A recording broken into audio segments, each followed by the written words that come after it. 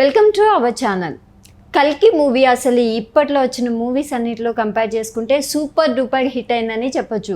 Part 1కి ప్రభాస్ తీసుకున్న remuneration 150 crores అని ప్రతి ఒక్కరు అంటున్నారు. సో దట్ సెకండ్ పార్ట్కి వచ్చేసరికి ఆయన పారితోషికం 225 కోట్లకు పైగా ఉంటుందని చర్చ జరుగుతుంది. అసలు ఇది ఎంతవరకు నిజం అన్న విషయాలు చర్చించడానికి నాతో పాటు సినీ క్రిటిక్ దాసిరి విజ్ఞాన్ ఇక్కడ ఉన్నారు. సో ఆయనతో మరిన్ని విషయాలు మాట్లాడదాం. హాయ్ అండి. నమస్తే అండి. సో చెప్పండి, ఏంటి నిజంగానే కల్కి మూవీలో ప్రభాస్కి రెమ్యూనరేషన్ 150 crores తీసుకున్నారా?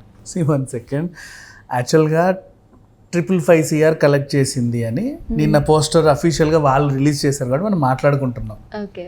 అశ్విని దత్ గారు కానీ లేకపోతే ప్రభాస్ గారు కానీ ఇంకెవరైనా కానీ పోనీ ప్రభాస్ గారు నా రెమ్యునరేషన్ 250 కోట్లు ఇంకా సినిమా పొడిగింపు చేశారు కాబట్టి ఇంకా అదనంగా ఇంకొంచెం పుచ్చుకున్నాను, మొత్తం కలిపి 225 వచ్చాయని చెప్పాడా?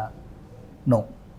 ప్రొడ్యూసర్ గారు కానీ ఎవరైనా సరే వాళ్ళ unit cashier who ever the manager, మేము మా సినిమా తరఫున రెమ్యునరేషన్గా ప్రభాస్ గారికి ఇంత చెక్ ఇస్తున్నామని చెప్పారా? Nobody told. కానీ రూమర్స్ మాత్రం ఇలా వస్తున్నాయి. అది ఏమో ఏ తలతిక్క విధవ క్రియేట్ చేశాడో తెలియదు కానీ సరే మనము క్యాలిక్యులేషన్ చేసుకుందాం చాలా సింపుల్గా కూర్చొని. 225 crores ప్రభాస్కి ఇచ్చారు అంటే ఫస్ట్ 150 మాట్లాడుకున్నారు, కొంచెం సాగింది కాబట్టి అడిషనల్గా ఇంకో 75 ఇచ్చి 225 చేశారు. ఓకే, సెకండ్ పార్ట్కి 225 మేబీ వాట్ ఎవర్, పోనీ 150 వేసుకుందాం. ఓకే. ప్రభాస్కి 150 ఇచ్చినప్పుడు సరే ఆయన హీరో సెంట్రిక్ కాబట్టి ఇచ్చారు. అమితాబ్ బచ్చన్ గారికి కనీసం సగమని ఇవ్వాలిగా, ఓ 75 ఇచ్చుకుందామా, పర్వాలేదు. మరి అమితాబ్ బచ్చన్ గారికి 75, ప్రభాస్ గారికి 150 ఇస్తే మరి కమల్ హాసన్ ఏంటి, ఆయనకి ఏమి ఇవ్వా, కొన్ని 50 ఇచ్చుకుందామా? యాక్చువల్గా వీళ్ళతో పాటు అందరికి ఈక్వల్గానే ఇవ్వాలి, కానీ హీరో క్యారెక్టర్స్ అంటే ఈ మధ్య కొన్ని మనకి ఇవన్నీ ఉన్నాయి కాబట్టి చెప్పుకుందాం, పర్వాలేదు. ఆయనకి ఇంత ఒక 50 ఇద్దాం. ఎంత అయింది టోటల్గా? 150 + 75 + 50 275 డన్. దీపిక పదుకోనికి ఒక 25 ఇద్దామా పని? అవి రాదులే, అయినప్పుడు సరే ఇద్దాం, నష్టమేం లేదు, ఇచ్చేద్దాం. 300 CR అయిపోయింది. నా ఆర్ట్ డైరెక్టర్కి ఎంత ఇవ్వాలి? నువ్వు 50 కోట్లు పెట్టినా తక్కువే, 100 కోట్లు పెట్టినా తక్కువే నీ ప్రొడక్షన్ వాల్యూస్, రైట్? కాస్ట్యూమ్స్కి ఎంత ఇవ్వాలి? పోను ఒక 10 కోట్లు వేసుకో, అవునా?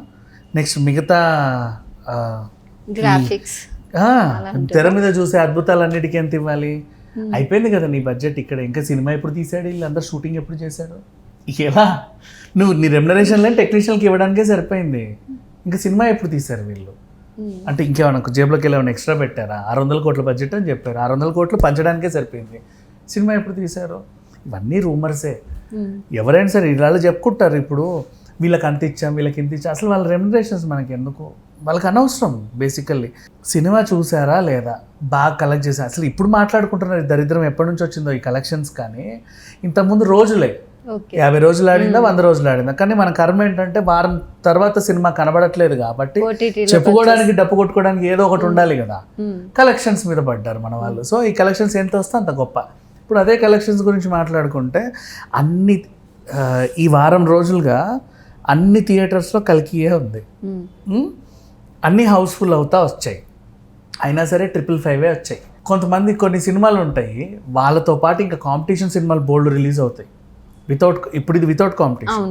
విత్ కాంపిటీషన్ అంటే ఓ థియేటర్లో వాడి సినిమా ఉంటే పక్క థియేటర్లో ఇంకో 4-5 సినిమాలు ఉంటాయి.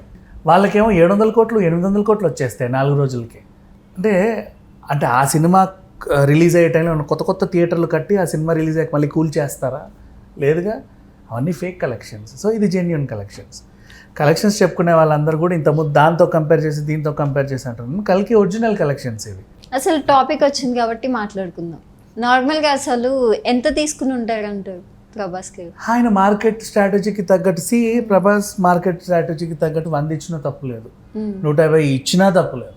బికాజ్ పాన్ ఇండియా సినిమా కదా ఇవాళ రేపు. నువ్వు ఓన్లీ తెలుగులో మార్కెట్ పెంచుకోవాలనుకుంటే తెలుగు మార్కెట్ తగ్గట్టు నువ్వు ఇంత తీసుకో.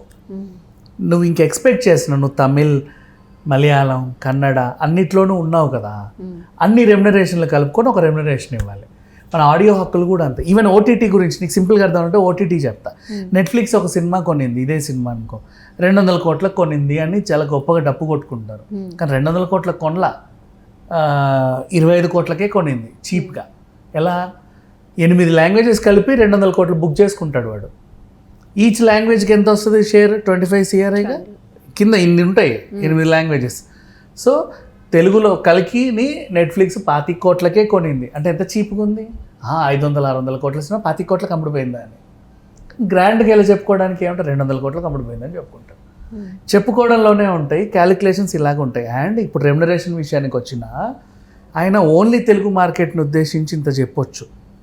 నువ్వు పాన్ ఇండియా లెవెల్లో రిలీజ్ చేసుకుంటున్నావు కాబట్టి అక్కడో 10 ఇక్కడో పొరకో అడిగినా తప్పు లేదు, పుచ్చుకున్నా తప్పు లేదు, ఆయన ఇచ్చినా తప్పు లేదు. ఎందుకంటే అండ్ ఇవాళ రేపు ఒక సినిమా పూర్తి అవడానికి కనీసం 2-3 ఏళ్ళు ఈజీగా పడుతుంది. అన్ని ఏళ్ళు ఒక సినిమాకి డెడికేటెడ్గా ఉండాలంటే మిగతా సినిమాలు చేయకూడదు. ఒక హీరో అంటే ఎప్పుడు మొహం ఒకలానే ఉండొద్దు, ఒక్కొక్క దానికి ఒక్కొక్క రకమైన మేకోవర్ వేసుకోవాలి. ఆయన 10 మేకోవర్లు మార్చుకొని మళ్ళీ ఇక్కడికి వస్తే ఇక్కడ పనికిరాడు. కాబట్టి నువ్వు ఇచ్చిన డేట్స్కి తగ్గట్టు ఆయన నీలాగే ఉండాలి, రైట్? అప్పుడు ఆయన కొన్ని సాక్రిఫైస్ చేసుకోవాల్సి వస్తుంది. దానికి తగ్గట్టు నువ్వు ఇచ్చినా తప్పు లేదు. ఇప్పుడు పర్ డే క్యాలిక్యులేషన్ చొప్పున వద్దాం. రోజుకి కనీసం నువ్వు ఒక 10 లక్షలు 20 లక్షలు ఇచ్చినా సరే నువ్వు 3-4 ఏళ్ళకి నువ్వు అంతే రెమ్యునరేషన్ ఇవ్వాల్సి వస్తుంది. మరి అంతే కదా. అట్లా ఆ రకంగా చూసుకుంటే రెమ్యునరేషన్ హైలో అనేది ఏం లేదు. They deserve actual. వాళ్ళ మార్కెట్ కూడా అలాగే పెంచుకున్నారు. ఇప్పుడు ఎవరైనా సరే ఇప్పుడు ఒక జాబ్ వచ్చినోడు కూడా ప్రమోషన్ కోరుకుంటాడు. 30,000 ఉద్యోగం ఉన్నాడు 35 కావాలంటాడు, 35 నుండి 40 కావాలంటాడు. హీరో 10 ఏళ్ల క్రితం అంతే తీసుకొని 10 ఏళ్ళ తర్వాత కూడా అంతే తీసుకోమంటే ఎలా? ఆయనకు కూడా ప్రమోషన్ ఉండాలిగా. సో అప్పుడు 30 కోట్లు తీసుకున్నాడు, ఇప్పుడు 40 అడుగుతాడు, నెక్స్ట్ 50 అడుగుతాడు. పాన్ ఇండియా లెవెల్ అంట కదా, ఇంకా ఏదో అనుకోపో 100 అడుగుతాడు. అతని మార్కెట్ అతన్ని ఇది అండ్ అంతకంతా నీకు తెచ్చి పెడుతున్నాడు కదా. ఇప్పుడు ఆయన మొహం చెప్పుకోనే కదా నువ్వు మళ్ళీ మార్కెట్ ప్రభాస్ సినిమా అని. ప్రభాస్ సినిమా నువ్వు మార్కెట్ చేసుకుంటున్నప్పుడు నువ్వు కూడా అతనికి ఇవ్వాల్సి ఉంటుంది. విన్ విన్ సిచ్యువేషన్ ఏదైనా. కానీ ఇప్పుడు వీళ్ళు చెప్పిన లెక్కలు ఏవైతే ఉన్నాయో 225, 355 ఇవన్నీ కూడా ఫేక్ అఫ్ కోర్స్. అండ్ ఇచ్చినా కూడా తప్పు లేదు. అండ్ ఇంకొకటి వీళ్ళ రెమ్యునరేషన్స్ గురించి మాట్లాడకూడదు. అది ఈజ్ డిజర్వ్ అంటారు. అఫ్ కోర్స్ ఇతరనే కాదు, every artist is deserve for their payments. కాకపోతే ఏంటంటే ఈ బయట చెప్పుకునే వాళ్ళంతా రూమర్సే, ఇవి పట్టించుకోవాల్సి ఉంటుంది. అంటే వాళ్ళకంటే ఒక టాపిక్ కావాలి దీని గురించి మాట్లాడడానికి. ఇంత తీసుకున్నాడంట అంత తీసుకున్నాడంట అంటే అబ్బా అంతా అదొక ఇది కదా, క్యూరియాసిటీ పెరుగుతూ ఉంటుంది. దాని గురించి కాసేపు మాట్లాడుకోవడం, ఒక చర్చ. ఆయన అంతెందుకు ఇచ్చారంటావు అయ్యి ఉంటుందిలే. మాట్లాడుకోవడానికి ఏ కబురు లేకుండా గాలి కబుర్లు చెప్పుకుంటారు కదా, అలాంటి గాలి కబురే ఈ రెమ్యునరేషన్. 10 ఏళ్ల క్రితం అంతే తీసుకొని 10 ఏళ్ల తర్వాత కూడా అంతే తీసుకోమంటే ఎలా? ఆయనకు కూడా ప్రమోషన్ ఉండాలిగా. సో అప్పుడు 30 కోట్లు తీసుకున్నాడు, ఇప్పుడు 40 అడుగుతాడు, నెక్స్ట్ 50 అడుగుతాడు. పాన్ ఇండియా లెవెల్ అంట కదా, ఇంకా ఏదో అనుకోపో 100 అడుగుతాడు. థ్యాంక్ యూ సో మచ్ అండి. Thank you.